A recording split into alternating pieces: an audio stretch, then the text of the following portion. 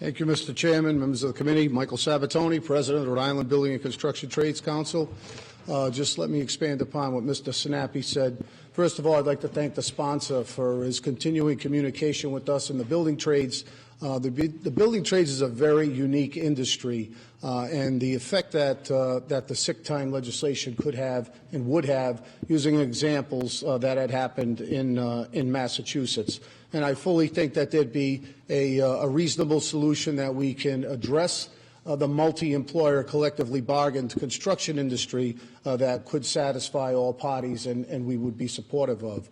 You know, as a 30-year trade unionist, you know, we fight for workers' rights and civil rights, but again, our industry is so unique due to its dispatch and referral system where myself going through my old records when I worked out in the field, I had at one point 11 W-2s in 1993 when work was scarce, some as little as 2-day jobs to go out and pour concrete when work was again scarce. And that's pretty common. You know, we work on a dispatch and referral system. We have over 400 employers that have multiple collective bargaining agreements across 15 trades. And that's the reason why they employ a union workforce. They pick up the phone, they call, and we dispatch the best quality tradesmen and women in the industry. And when they're complete and there's not another job to go to, they come back to the hall, they sign up on the out-of-work list, and they get ready for redispatch. And some of the things that we had seen that had happened in Massachusetts was actually exploitive in their nature. And it wasn't just by the contractors, it was also by our own members, where our members would calculate when they would be able to have a sick day, whether working for an out-of-state employer and or a project that was getting ready to complete, knowing they weren't going with another one, or if they weren't working as a key company employee for a specific construction company, they would utilize a sick day, whether they needed it or not. As well as the employers would calculate it as well with the same scenario from their vantage point, where if they had an employee that wasn't a key company employee, as they saw that they were getting ready to make the criteria to institute a sick day, they would lay that employee off.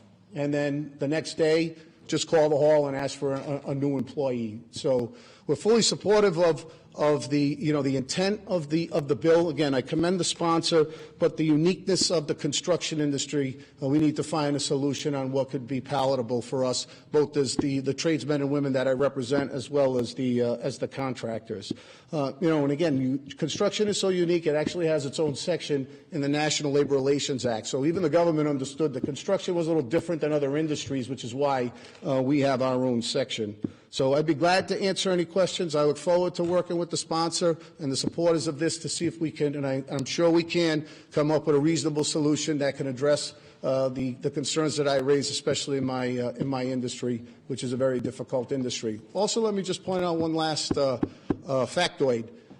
Out of the 10,000 members that I represent as the business manager of the Rhode Island Laborers District Council, the only ones that don't have sick days are my construction workers.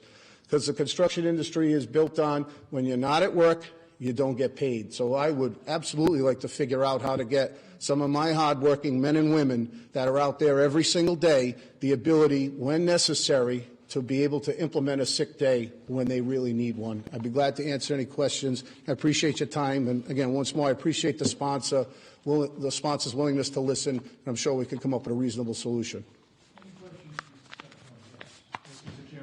Mike, enjoying the conversations and learning more about how this impacts the multi-employer CBA. So just wanted to clarify, when we work out the language that we've been discussing, you'd be supportive of this legislation? Absolutely. Thank you.